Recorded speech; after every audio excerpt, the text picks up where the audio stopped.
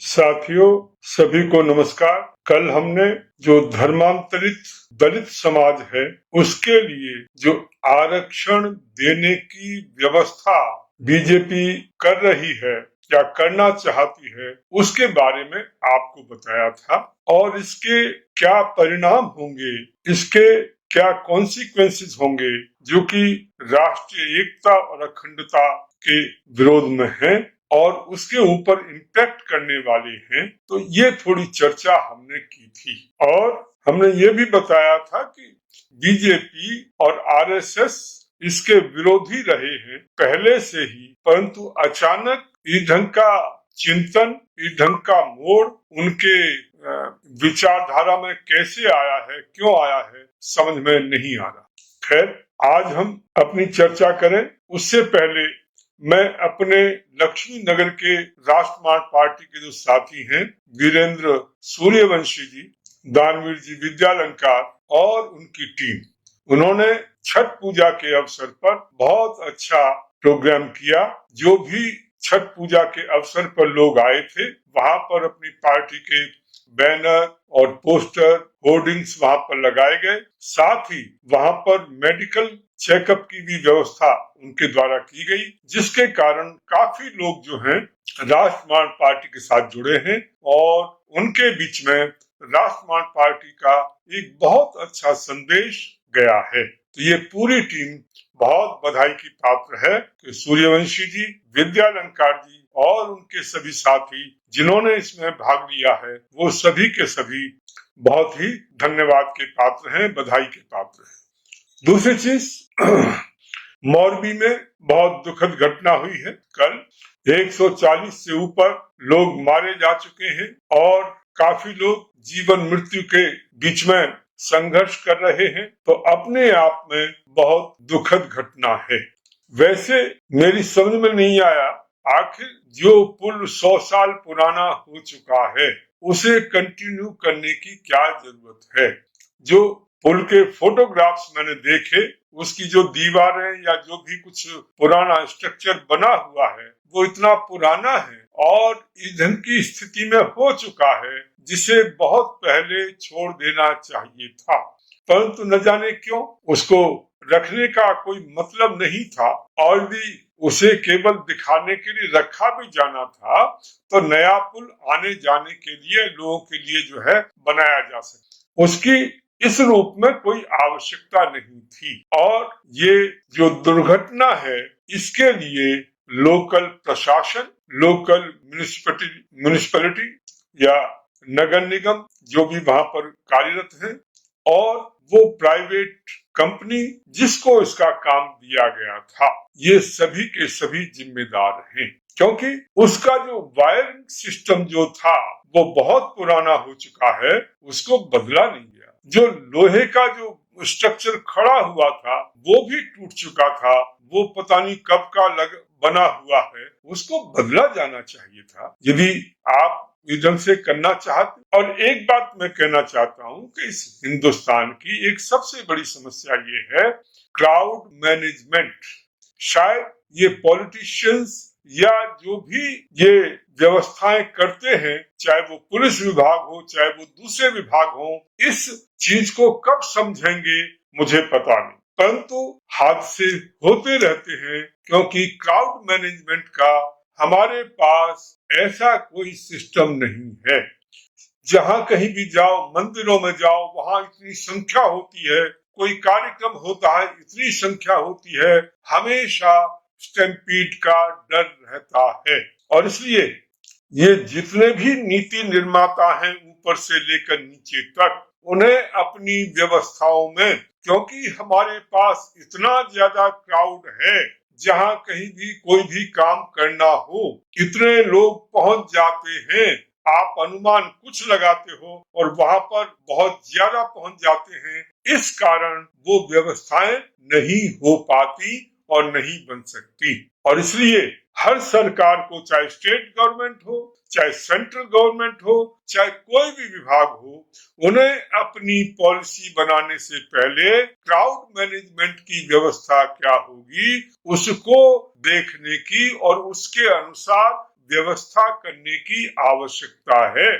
नहीं तो ये हादसे लगातार होते रहे हैं और होते रहेंगे। कभी इस मंदिर में होता है, कभी दूसरे मंदिर में होता है, कभी किसी मेले में होता है। हर जगह ईंधन की घटनाएं, दुर्घटनाएं निरंतर होती रहती हैं और इसमें भी क्राउड मैनेजमेंट का कोई सिस्टम यहाँ पर नहीं था। जो भी आ रहे थे उनको आपने जाने दिया और किसी ढंग की कोई व्यवस्था आपने वहां पर नहीं रखी हुई थी। तो इसलिए हादसा तो होना ही था। वो कल होता, आज होता, परसों होता, वो कल हो गया, तो हादसा ऐसे हालातों में होना ही था। खैर, मैं अपनी ओर से, अपनी पार्टी की ओर से जो जिनकी भी डेथ हुई है, जो भी स्वर्गस्थ हुए हैं, उन सभी मोरबी जिले के वो लोगों को अपनी श्रद्धांजलि व्यक्त करता हूँ, श्रद्धांजलि देता हूँ और उनके परिवारों के प्रति भी मैं अपनी संवेदना व्यक्त करता हूँ। सरकार से हमारी मांग है कि इनको, जिनकी भी डेथ हुई है, उनको कंपनसेशन बहुत अच्छे ढंग से दिया जाए, क्योंकि जो दुर्घटना घटी है उसके लिए पूरी तरह लोकल प्रशासन, नगर निगम और जो कंपनी वो जो है उसके लिए जिम्मेदार है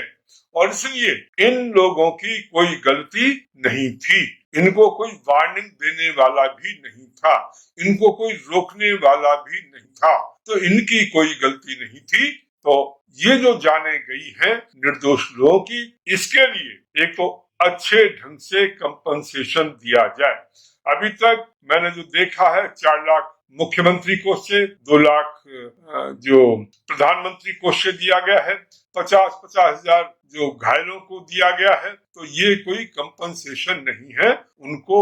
और ये कोई ईंधन का नहीं है कि जिसमें निर्दोष लोगों की जो मौत हुई है उसके लिए जिम्मेदार ये लोग हैं, तो उन्हें कंपनसेशन बहुत अच्छा होना चाहिए और जो लोग नौकरी के योग्य हैं उनके परिवारों में किसी को नौकरी की व्यवस्था जो है वो की जानी चाहिए। ये राष्ट्रवादी पार्टी की मांग है और हम इसको लिख करके भी गुजरात सरकार और प्रधानमंत्री जी को इसके बारे में लिखेंगे। साथ ही जांच चल रही है, अभी हमें कुछ नहीं कहना है। जांच सही ढंग से हो, निष्पक्ष तरीके से हो और जो दोषी पाए जाएं उनके खिलाफ कड़ी से कड़ी कार्रवाई हो, चाहे वो लोकल एडमिनिस्ट्रेशन हो। लोकल एडमिनिस्ट्रेशन के हेड के रूप में सबसे पहले वहां के कलेक्टर जिम्मेदार होते हैं, डीएम जिम्मेदार होते हैं। उनकी जिम्मेदारी होती है वो देखें कि उनके जिले में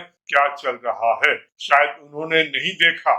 नगर पालिका, नगर निगम जो भी वहां पर काम करते हैं उन्होंने भी कुछ नहीं देखा। ऐसे अधिकारियों को दंडित किया जाना चाहिए, ये राष्ट्रवादी पार्टी की मांग है। इसके बाद में जो लोकल कंपनी है उसके अधिकारियों को भी दंडित करने की आवश्यकता है।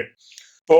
ये इसके संबंध में, और कल जब हमने अपनी बात धर्मांतरित दलितों को ये रिजर्वेशन देने की आवश्यकता है नहीं है, इस पर जब हमने बात की थी, हमारे एक साथी डॉक्टर चंद्रमौली जी, उन्होंने ध्यान दिलाया था, स्क्रीन पर उन्होंने अपना मैसेज भेजा था कि मेरठ में अभी 400 दलित समाज के हिंदुओं को ईसाई बना दिया गया है। वहां पर कोई मंगतपुरा जगह है जहां पर लॉकडाउन में वहां के कुछ क्रिश्चियन ग्रुप जो थे उन्होंने खाने की व्यवस्था की थी और उसी का आधार लेकर के या उसका लालच दिखा करके या आगे और कुछ लालच दिखा करके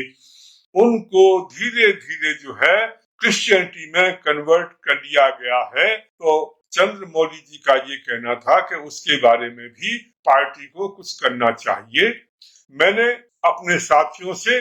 जो ये काम करते हैं, जो इस कार्य में लगे हुए हैं, उन साथियों से बातचीत की थी और उनका कहना यह है कि अभी सरकार वहां पर इंटरवीन कर रही है, सरकार के द्वारा कार्रवाई की जा रही है, कुछ गिरफ्तारी की जा रही है, कुछ तो जो भी वहां पर अभी चल रहा है वो थोड़ा हो जाए, उसके बाद जब स्थिति शांत होती है तो वहां के लोगों से जाकर के मिलेंगे और मिलकर के उन्हें अपनी बात समझाने की कोशिश करेंगे और उनको हिंदू धर्म में वापस लाने का प्रयास हमारे द्वारा किया जाएगा। तो ये मंगतपुरा में जो घटना घटी है और जहां 400 लोग हमारे हिंदू समाज के लोग, दलित समाज के लोग क्रिश्चियन बन गए हैं, तो उनके लिए कार्रवाई जो है करने का हमारा जो है प्रारंभ हो चुका है और हम उस दिशा में आगे बढ़ रहे हैं और निश्चित रूप से उसमें हम अच्छे ढंग से अपनी तरफ से कार्रवाई करेंगे। अब साथियों, मैं थोड़ी सी चर्चा जो कल हमने खत्म की थी दलित समाज के बारे में कि उनका धर्मांतरित दलित मतलब जो क्रिश्चियनिटी और जो इस्लाम में गए हुए हैं उनको रिजर्वेशन देने का जो प्रयास चल रहा है वो भी बीजेपी के द्वारा, वो बहुत निंदनीय है और उसका जोर शोर से विरोध होना चाहिए। और इसमें जो संवैधानिक प्रोविजन है वो बिल्कुल स्पष्ट है। संविधान जो उन दलितों को दलित के रूप में मान्यता नहीं देता जो कि क्रिश्चियन हो चुके हैं और जो कि मुस्लिम हो चुके हैं, जो कन्वर्ट हो चुके हैं। और इस विषय में संविधान सभा में काफी डिस्कशन हुआ था, काफी डिटेल में डिस्कशन हुआ था और पूरा डिस्कशन होने के बाद ये डिसाइड हुआ था कि इस ढंग का जो है वो सुविधा वहां पर रिजर्वेशन की उनको नहीं दी जाएगी क्योंकि वहां पर छुआछूत की समस्या नहीं है, वहां पर ऊंच नीच की भावना नहीं है, वहां पर जो है ये माना जाता है कि वो जो है एक समानता का व्यवहार करते हैं। वास्तविकता में करते हैं नहीं करते ये मुझे पता नहीं, परंतु इस ढंग का क्लेम किया जाता है और इसलिए उसका कोई आधार, उन्हें रिजर्वेशन देने का आधार नहीं बनता। साथियों, हमारी पार्टी हिंदू समाज के ऐसे वर्ग जो कमजोर हैं, जो सामाजिक रूप से, आर्थिक रूप से पीछे हैं और जिनके ऊपर हमेशा इस्लामिक ग्रुप या क्रिश्चियन ग्रुप जो है कोशिश करते रहते हैं या उन पर नजर रखते हैं कि किस ढंग से उनकी गरीबी का फायदा उठाकर, उनकी के भोलेपन का या अज्ञानता का फायदा उठाकर किस ढंग से उनको अपने उसमें लाया जाए। तो हमारी पार्टी उन लोगों के लिए विशेष रूप से काम करती है और काम करती रहेगी। मैं आपकी जानकारी के लिए बताना चाहता हूं कि देखो, जिस समय इस ढंग की छुआछूत की भावना थी उस समय सबसे पहले महर्षि दयानंद थे जिन्होंने आर्य समाज की स्थापना की थी। उन्होंने इस छुआछूत का जो भी आधार था, शास्त्रीय आधार जो कहा जाता था, तथा कथित शास्त्रीय आधार, उसको खत्म किया और बताया कि न तो हमारे वेदों में, न हमारे शास्त्रों में, न मनुस्मृति में कहीं भी छुआछूत की कोई चर्चा नहीं है। और शूद्र आर्य जो समाज था, जो जिन्हें हम आर्य कहते थे या 4 वर्ण होते थे, उन्हीं का एक अंग था, उनसे वो बाहर नहीं था और उनके साथ किसी ढंग का कहीं कोई छुआछूत का व्यवहार नहीं होता था और इस ढंग का कोई शास्त्रीय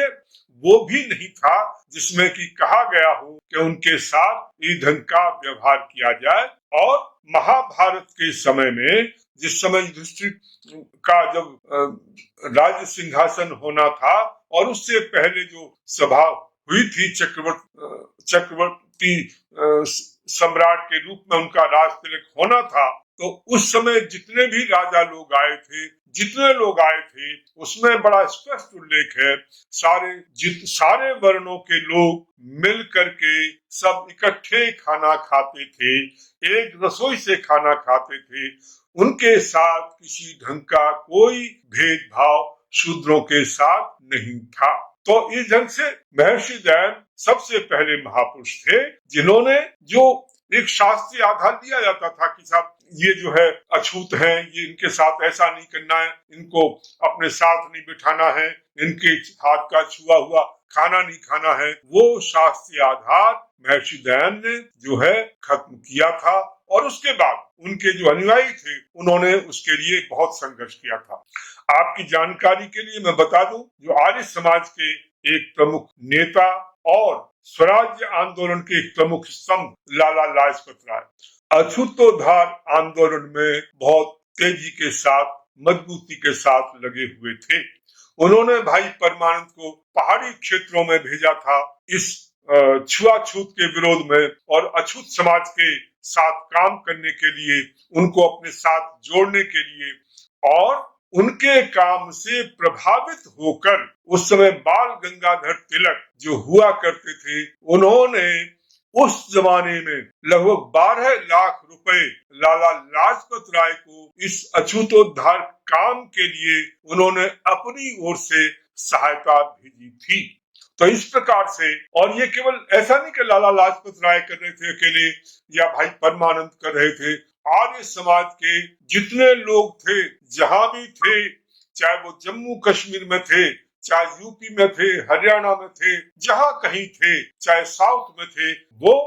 जाते थे। जो अछूत थे उनको कुएं पर, सवर्णों के कुएं पर ले जाते थे, पानी पिलवाते थे, संघर्ष भी होता था, हमारे अपने लोग घायल भी होते थे, उनका सामाजिक बहिष्कार भी होता था, परंतु उनको वो अधिकार दिला करके रहते थे। इसी ढंग से स्वामी श्रद्धानंद, आप सभी ने नाम सुना होगा, दिल्ली के चांदनी चौक में अछूतों को लेकर के, दलितों को लेकर के वहां हर मोहल्ले में गए जहां पर उनको चढ़ने नहीं दिया जाता था और उनके ऊपर अटैक होता था, पत्थरबाजी होती थी, मारपीट होती थी, वो घायल भी हुए। जब एक मुसलमानों के इलाके में चांदनी चौक में गए तो मुसलमानों ने विरोध किया कि आप जो है ये क्या कर रहे हो और इन लोगों को लेकर के क्यों आ रहे हो, परंतु वो सारा संघर्ष स्वामी श्रद्धानंद, लाला लाजपत राय और आर्य समाज के लोगों ने, और गांव-गांव में जहां भी जो लोग थे, उन्होंने अपने स्तर पर जो है उनका सामाजिक बहिष्कार कर दिया, हुक्का पानी बंद कर दिया, परंतु वो उनके लिए लड़ते रहे। और आर्य समाज की जो भी संस्थाएं थी और आज भी जो आर्य समाज की संस्थाएं हैं, वहां पर किसी का जाति के नाम से कभी भी वहां प्रवेश नहीं होता था, उनकी जाति नहीं पूछी जाती थी, बिना जाति पाति के उनका प्रवेश कराया जाता था, जिसमें दलित समाज के भी लोग होते थे, ब्राह्मण समाज के भी लोग होते थे, दूसरे समाजों के लोग भी होते थे, और सारे मिलकर के एक आसन पर बैठ करके सारे मिलकर के खाना खाया करते थे। और ये व्यवस्थाएं आर्य समाज की जो संस्थाएं हैं उनमें अभी भी चल रही है।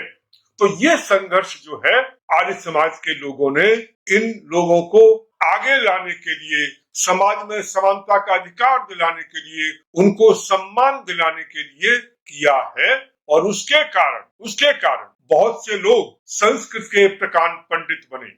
विद्वान बने, और वो आचार्य कहलाए, वो बहुत अच्छे पदों पर रहे, मंत्री हुए, सरकार में आए। ऐसे बहुत से लोग हैं, वो केवल और केवल आर्य समाज के कारण, जो उन्होंने शिक्षा प्राप्त की और वहां जो उनको सम्मान मिला, समानता का व्यवहार मिला, उसके कारण वो बहुत आगे बढ़े। और उन्होंने जो है, और इतना ही नहीं, जो पंडित बने, ऐसे भी पंडित हुए जिन्होंने वेदों का भाष्य किया, जिन्होंने दूसरे जो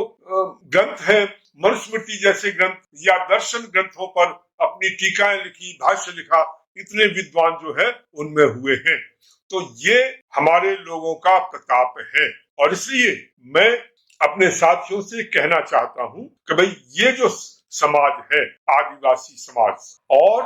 दलित समाज, इनको हमें साथ लेकर के चलना है, इनको पूरा सम्मान देना है, अपने संगठन में भी, अपने व्यवहार में भी, और जहां कहीं उनके साथ अन्याय होता हो, उस अन्याय के खिलाफ हमें लड़ाई लड़े। आजकल एक जय भीम जय नीम का नारा लग रहा है। कुछ मुस्लिम ग्रुप्स, इस्लामिक ग्रुप और कुछ ऐसे लोग दलित समाज में जो कि थोड़ा सा भटक गए हैं, जो नव बौद्ध हैं, न्यो बुद्धिस्ट कहलाते हैं, उनके चक्कर में आकर के, या जो एक नैरेटिव चल रहा है वामपंथियों द्वारा, उसमें आकर के वो कहीं थोड़े से भटके हुए हैं। उनको भी हमें अपने चिंतन से, अपनी आइडियोलॉजी से, अपनी विचारधारा के माध्यम से उनके साथ डिस्कशन करके, उनके साथ बातचीत करके उनके जो मिसकंसेप्शन है उनको दूर करना है। और उसमें एक बात मैं कहना चाहता हूं, क्योंकि चर्चा चल रही है, एक बात मैं कहना चाहता हूं, सारे लोग मनु को बहुत गालियां देते हैं। जो भी दलित समाज के लोग हैं या जो भी वामपंथी हैं, उनका जो भी नैरेटिव चल रहा है, या बुद्धिस्ट हैं जो न्यो बुद्धिस्ट हैं, वो भी मनु को लेकर के कि मनु ने ऐसा किया, मनु ने वैसा किया। देखिए, मनु की जो वर्ण व्यवस्था है वो वर्ण व्यवस्था केवल डिस्ट्रीब्यूशन ऑफ वर्क, काम का डिस्ट्रीब्यूशन है। दूसरे शब्दों में कहें, डिस्ट्रीब्यूशन ऑफ लेबर, के जो अलग अलग लोग क्या क्या काम कर सकते हैं उसका डिस्ट्रीब्यूशन है। और वो जन्म के आधार पर न होकर गुण कर्म स्वभाव के आधार पर है। ध्यान रखें इस बात को। मनु कहीं जन्म के आधार पर, और वो जाति की बात नहीं करते थे, ध्यान रखो, वहां जाति की कोई चर्चा नहीं की गई है, वहां वर्ण की व्यवस्था की गई है। वर्ण का अर्थ होता है जिसे चुना जाए, जिसे चुना जाए, जिसे स्वीकार किया जाए। तो इसका मतलब हम जब आए हैं दुनिया में, आने के बाद हम उसको स्वयं चुनते हैं। तो इस प्रकार से वर्ण कभी जन्म के आधार पर नहीं होता, वर्ण गुण कर्म स्वभाव के आधार पर होता है। ये मनु का चिंतन है। और दूसरी चीज, जो कई बार जो उनका नैरेटिव है उसमें वो बताते हैं कि जी शूद्रों को कोई अधिकार नहीं था, शूद्रों को पनिशमेंट ऐसे ही दे दिया जाता था, ये होता था, वो होता था। परंतु मनु को जब आप पढ़ेंगे, वो ये कहते हैं कि जो जितना ज्यादा पढ़ा लिखा है उसे उतना ही ज्यादा दंड मिलना चाहिए। जैसे यदि ब्राह्मण है, ब्राह्मण पढ़ा लिखा होता है तो उसे जो है, और वो भी कोई अपराध करता है तो जो उस समान अपराध के लिए ब्राह्मण को और लोगों की अपेक्षा 4 गुना ज्यादा दंड जो है वो मिलना चाहिए। जो लोग शक्तिशाली हैं, सामर्थ्यवान हैं, यदि वो कोई वो अपराध करते हैं, उस समान अपराध के लिए उन लोगों को 3 गुना जो है दंड मिलना चाहिए। वैश्य समाज के लोग जिनके पास धन ज्यादा होता है, यदि वो अपराध करते हैं तो उनको 2 गुना दंड मिलना चाहिए। और शूद्रों को समान अपराध के लिए, क्योंकि न वो उतने पढ़े लिखे होते हैं, न वो उतने सामर्थ्यशाली होते हैं, न वो उतने पैसे वाले होते हैं, इसलिए सबसे कम दंड का विधान शूद्रों के लिए किया गया है। ये मनु का चिंतन है। आजकल जो कहा जाता है ना कि समान, सबको समान दंड देना है, लॉ की दृष्टि में सब समान होते हैं। कहाँ समान होते हैं? यदि कोई गरीब आदमी अपराध करता है और एक मंत्री अपराध करता है तो आप एक जैसा दंड देंगे? तो कहाँ समान हुआ? उसको लिए तो जो छोटा है उसके लिए तो वो, इस रूप में ये ध्यान देने की आवश्यकता है कि मनु के द्वारा जो चिंतन दिया गया है, जो जैसा फैलाया जाता है लोग द्वारा, दूसरे ये जो जय भीम वालों के द्वारा या बुद्धिस्ट ग्रुप, जो न्यो बुद्धिस्ट ग्रुप है उनके द्वारा, उसके विपरीत मनुस्मृति में लिखा हुआ है। और हाँ, उसमें थोड़ा प्रक्षेपक है, परंतु उसको शुद्ध करके एक नई मनुस्मृति उस ढंग से जो प्रक्षेपक हटा करके शुद्ध मनुस्मृति जो है वो प्रकाशित की गई है। और उसके माध्यम से हम जान सकते हैं कि मनु का चिंतन क्या है, कैसा है। और इसलिए साथियों, ये चर्चा मैंने इसलिए की है कि हम भी कहीं, क्योंकि हम अलग अलग ग्रुपों से आए हैं, बैकग्राउंड से आए हैं, यदि हम भी कहीं उस ढंग के प्रचार का कहीं हम भी शिकार हुए हैं तो हमारे मन में भी वैसी बात आएगी। हम उसी ढंग से चिंतन करने की कोशिश करेंगे, उसी ढंग से अपनी बात करने की कोशिश करेंगे। तो इसलिए मैंने थोड़ी सी बात उस विषय पर रखी है। परंतु मेरा अपना जो अनुरोध है सभी साथियों से कि हमारी पार्टी के इसमें जो शेड्यूल्ड ट्राइब के लोग, आदिवासी लोग और दलित समाज के लोग जो भी हैं, वो हमारे लिए उतने ही सम्मान के पात्र हैं जैसे कि दूसरे लोग सम्मान के पात्र होते हैं। और इसे हमें अपने व्यवहार में भी और अपने वैसे भी, और जहां कहीं लोगों में मिसकंसेप्शन है, जिन ग्रुपों में मिसकंसेप्शन है, तो उसको समझकर उसको दूर करने की आवश्यकता है। और इन लोगों की गरीबी का फायदा उठा करके, इनके अज्ञान का फायदा उठा करके, इनके भोलेपन का फायदा उठा करके, या इनको डरा धमका करके जहां कहीं इनको कन्वर्ट करने की कोशिश की जा रही है, उसका विरोध करने की आवश्यकता है। हाँ, यदि कोई अपना चिंतन करके सोचता है कि हाँ साहब मैंने जो है ये भी पढ़ा है, ये भी पढ़ा है, मैंने उसको भी पढ़ा है, और उसके बाद मैं इस निष्कर्ष पर पहुंचा हूं कि ये जो है मत पंथ जो भी है वो ज्यादा अच्छा है, मैं उसमें जाना चाहता हूं, बिल्कुल स्वतंत्रता है। परंतु यदि कोई लोभ लालच से या गरीबी का फायदा उठा करके या डरा धमका करके जो लोग करते हैं, उसका हम विरोध करेंगे, क्योंकि ये न तो संविधान इसकी इजाजत देता है, न कानून इसकी इजाजत देता है, न ये जो मानवीय जो जीवन मूल्य होते हैं उसके अंतर्गत ये आता है। तो इसलिए ऐसे लोग जो कि नहीं जानते हैं, उन्हें अपनी तरह से जीने का हक मिलना चाहिए, और उस हक को जो छीनना चाहते हैं उनका हमें और हमारी पार्टी को विरोध करना चाहिए। तो साथियों, यदि कोई आपका चिंतन है तो आप जो है स्क्रीन पर अपनी ओर से आप एक सुझाव भेज सकते हैं, लिख सकते हैं, कोई शंका है उसे भेज सकते हैं, हम उसको कल के उसमें उसको लेकर के फिर आपके साथ चर्चा करेंगे। आज के लिए इतना ही। मैं आप सभी साथियों का बहुत आभारी हूं जो भी हमारे साथ जुड़े हैं और जिन्होंने भी आज भाग लिया है। मैं आपसे अनुरोध करूंगा, देखो इसका शेयर किया करो, अधिक से अधिकतम ग्रुपों में शेयर करिए, जिससे कि वो लोग भी जान सकें कि आपकी विचारधारा क्या है, आपका चिंतन क्या है, और आप दूसरों से कैसे डिफरेंट हैं। साथ ही हमारा YouTube चैनल है, ये जो वीडियो है ये YouTube चैनल पर भी जाएगा। YouTube चैनल को भी लाइक करिए, सब्सक्राइब करिए, शेयर करिए, अधिक से अधिकतम लोगों तक वो YouTube चैनल भी जाए, तो जिससे आपकी अपनी विचारधारा लोगों तक पहुंच सके, और उस पर जो है हम जो है अपनी बात अधिक से अधिकतम लोगों तक इस माध्यम से पहुंचा सके। आप सभी साथियों का बहुत बहुत धन्यवाद जो भी आज हमारे से जुड़े हैं, और मैं चाहूंगा और भी यदि अपने साथियों को जो पार्टी से नहीं जुड़े हैं, उसके अलावा उनको भी आप अपने साथ जोड़ सकते हैं, जो आपके इष्ट मित्र हैं, आपके परिवार के लोग हैं, जो जहां हैं, उनको हम रोजाना एक अलग अलग विषय को लेकर के आपके बीच में आएंगे, कुछ पार्टी की बात करेंगे, कुछ पार्टी के मुद्दों की बात करेंगे, कुछ पार्टी के जो सिद्धांत है उनकी बात करेंगे, और हमें क्या करना है उसकी भी हम लोग बात करेंगे। आप सभी का बहुत बहुत